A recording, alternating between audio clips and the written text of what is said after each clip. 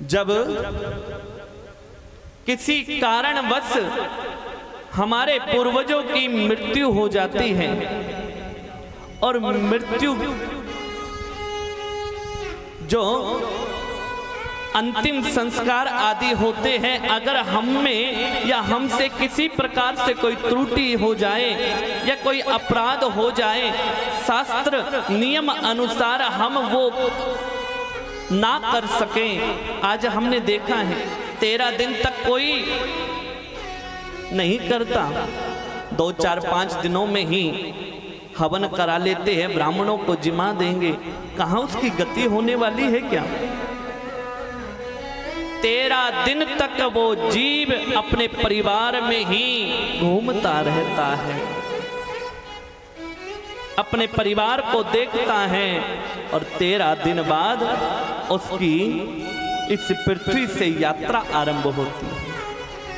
और जब उसका अंतिम संस्कार ठीक नहीं होता तो वो भटकता है जीव। हम ऐसा क्या करें जो हमारे पितृ उस प्रेत योनि से निकलकर पितृ योनि में आ जाए। प्रेत से हमारे पितृश्वर पितृ बन जाए और पितृ ही कृपा करते हैं। ध्यान रखना, जब तक हमारे पितृश्वर स्वयं आशीर्वाद देने लायक नहीं है तो वो क्या आपको क्या आशीर्वाद देंगे? जब वो स्वयं दुखी हैं, परेशान हैं, वो जीव आप परिवार का क्या होता है? ध्यान से सुनिए। जब वो भटकता है, भटकते हुए अच्छे अच्छे व्यंजनों को देखता है लेकिन खा नहीं सकता, जल को देखता है लेकिन पी नहीं सकता, शरीर में अग्नि जलती है, पीड़ा होने लगती है, अपने परिवार को कोसने लगता है कि मेरे निमित्त कुछ कर। और जब वो परिवार नहीं करता, कुपित होते हैं, क्रोध में भर आ जाते हैं, भटकने लगता है।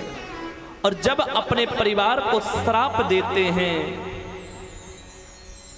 उस परिवार में जिस परिवार के वो पूर्वज जिनकी मुक्ति नहीं हुई, जो पितृ नहीं बने अभी तक, वो बार बार स्वप्न में आकर अपने परिवार को दिखते हैं। बार बार किसी ना किसी कहीं ना कहीं उन परिवार से बीमारी जाती नहीं, उस परिवार में कोई ना कोई बीमार बना ही रहेगा। नए नए मकान बना रहे हैं लेकिन तब भी अच्छे भले मकानों में भी त्रेड़ आ जा रही है। ये भी पितृदोष के लक्षण हैं। विवाह को इतने वर्ष हो गए लेकिन हमारा कुल नहीं बढ़ रहा, हमारी बहू के बालक नहीं हो रहा।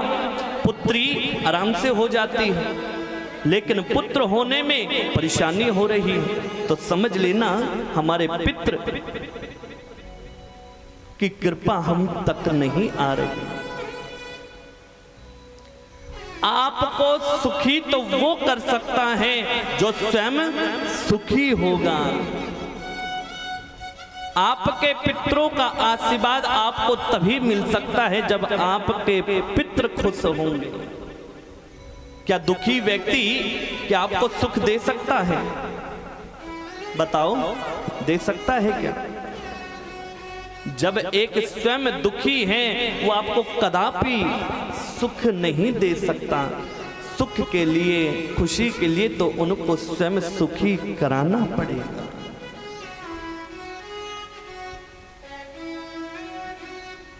उन पितरों, उन प्रेतों को पितृ बनाने के लिए हमें उन पितरों के निमित्त तर्पण आदि अवश्य करना चाहिए।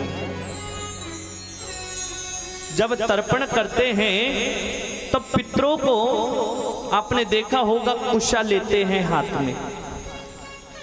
आपके पास जो पितृ करता है, जो पितृ का कार्य कर रहा है, तर्पण कर रहा है, वो अनामिका उंगली में स्वर्ण की कोई अंगूठी अवश्य पहने। सोने की अंगूठी नहीं है तो चांदी की अंगूठी अवश्य पहने, वो भी नहीं है तो आप हमारे विप्रगण कुशा की बनाकर, कुशा को एक छल्ला सा बनाकर आपके उंगली में डालते हैं।